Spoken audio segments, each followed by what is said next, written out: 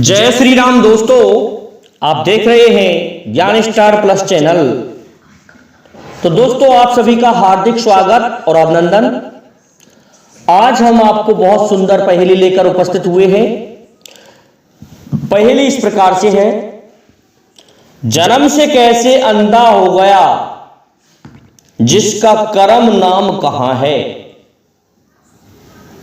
इसके पीछे क्या कारण है, हमको दो समझाए। तो दोस्तों, इस वीडियो में आगे बढ़ने से पहले जिन भाइयों ने अभी तक हमारे चैनल को सब्सक्राइब नहीं किया है, तो उनसे मेरा निवेदन है कि वे पहले हमारे चैनल को सब्सक्राइब जरूर कर दें। दोस्तों, ये कमेंट हमसे पूछा है श्रीमान ओम प्रकाश सिंह जी द्वारा, लेकिन दोस्तों ये स्पष्ट रूप से अब नाम नहीं आ पा रहा है, क्योंकि इसमें YouTube द्वारा कुछ हैंडल चेंज कर दिया है, तो जिससे @ लगा के और XYZ लिखा आ रहा है। फिर भी हम ये कमेंट आपको लगा देंगे। तो दोस्तों, आते हैं मूल कंटेंट पर। क्या होता है कि जन्म से कैसे अंधा हो गया। दोस्तों, जन्म से केवल एक ही अंधा हुआ था और कोई अंधा पैदा नहीं हुआ था, जिसका नाम धृतराष्ट्र था। तो धृतराष्ट्र के लिए हम चलते हैं इनको लेकर के पूर्व जन्म की ओर। धृतराष्ट्र पूर्व जन्म में कौन था और क्या कारण था कि वो अंधा हुआ, इसका भी कोई ना कोई कारण अवश्य होगा। तो दोस्तों, जब भगवान श्री कृष्ण धृतराष्ट्र के पास पहुंचे, तो भगवान श्री कृष्ण से धृतराष्ट्र कहने लगा कि प्रभु, एक बात बताइए कि मेरे जीते जी मेरे 100 पुत्र मारे गए और मैं जन्म से अंधा हो गया। मैंने कोई पाप इस जन्म में तो किया नहीं है। मैंने ऐसा कौन सा कर्म कर दिया जिसके कारण मैं अंधा पैदा हुआ। इस बात को सुन के भगवान श्री कृष्ण कहने लगे, अरे धृतराष्ट्र महाराज, आपको यह पता नहीं है कि कर्म का लेखा कहीं भी नहीं जाता है। व्यक्ति जैसा कर्म करता है वैसा ही फल उसको मिलता है। इस पर धृतराष्ट्र कहने लगे, और वह भी मेरे जो 100 पुत्र मरे थे, केवल एक भीम ने ही क्यों मारे। इस बात को सुन के भगवान श्री कृष्ण कहने लगे कि ऐसा है महाराज, आप पूर्व जन्म में भी एक राजा ही थे और आपका नाम महेंद्र सिंह था। अब क्या होता है, आप आतताई और क्रूर प्रवृत्ति के थे।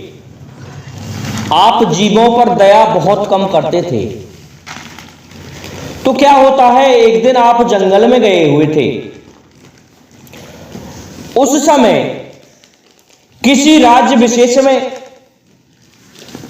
अकाल जैसी स्थिति बन गई। दोस्तों, हंसों के लिए जो अकाल की स्थिति बनती है, उसका कारण होता है समुद्र का जल स्तर ऊंचा होना, जिससे वह पाल नहीं बचे और मोती आदि उनके चुगने के लिए ना मिल सके।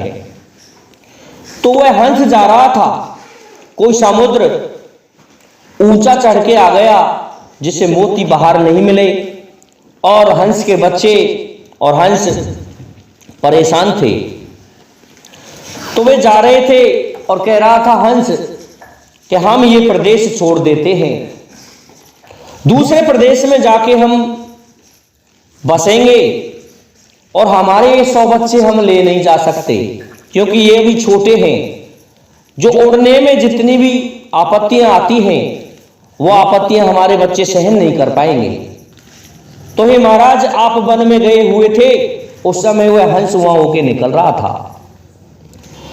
उस हंस ने आपसे मुलाकात की, और मुलाकात करने पर आपकी और हंस की मित्रता हो गई। हंस कहने लगा कि महाराज, यहां कुछ भी नहीं है, अब मैं मित्रता के अनुसार मेरे 100 बच्चे आपके यहाँ धरोहर रख के जाता हूं, और जब मैं आऊंगा तब मैं मेरे बच्चों को ले जाऊंगा।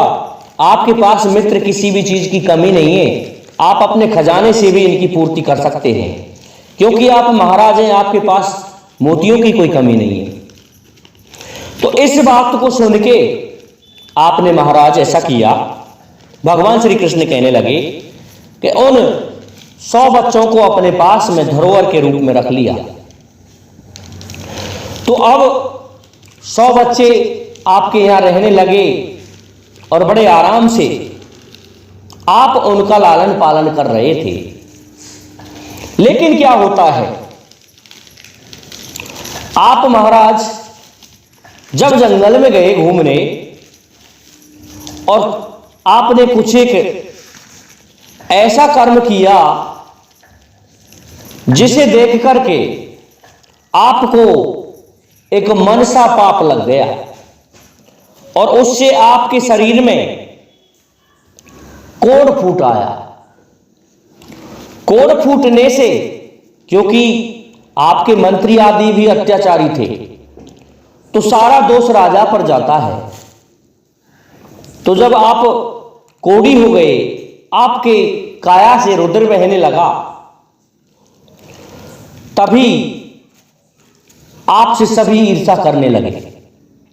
तो आपने जगह जगह इलाज कराया, उपचार कराया, लेकिन आपका कोई उपचार नहीं हो पाया।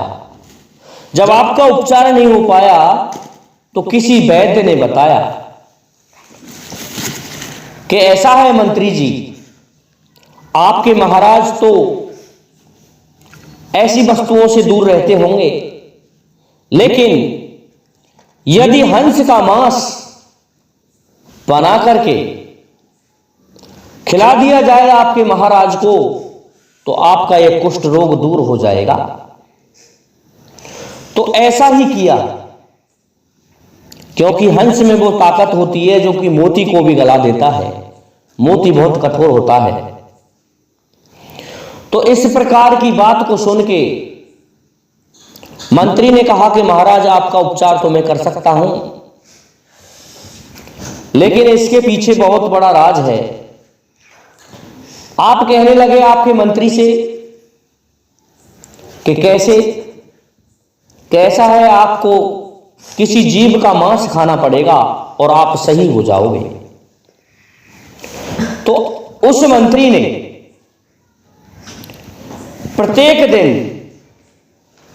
एक एक बच्चे को मार के और उसका मांस बना करके आपको खिलाया,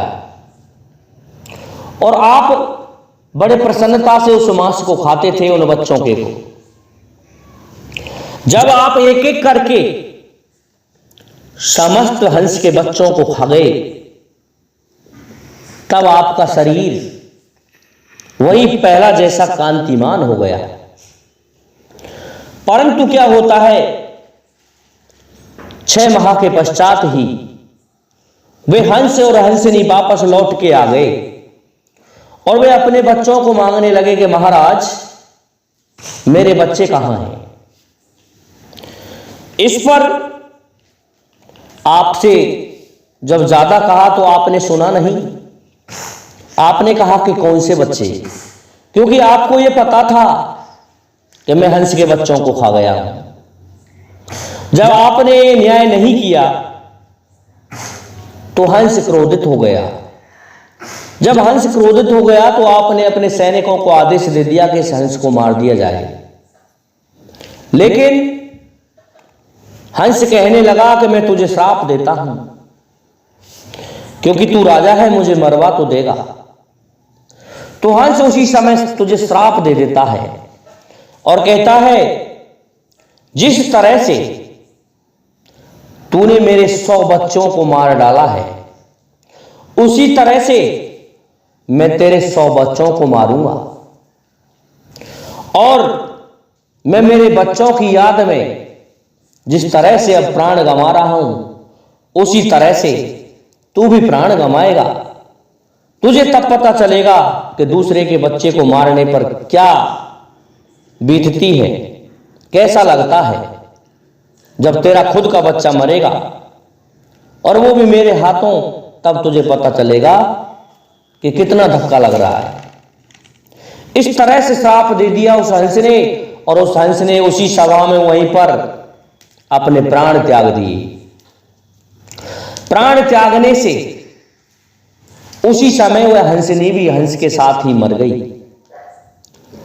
और हे महाराज, भगवान कृष्ण कहने लगे, आप उस श्राप के कारण यहां अंधे पैदा हुए और आपके 100 पुत्र पैदा हुए। और उस हंस का पता है वो कौन बना था महाराज?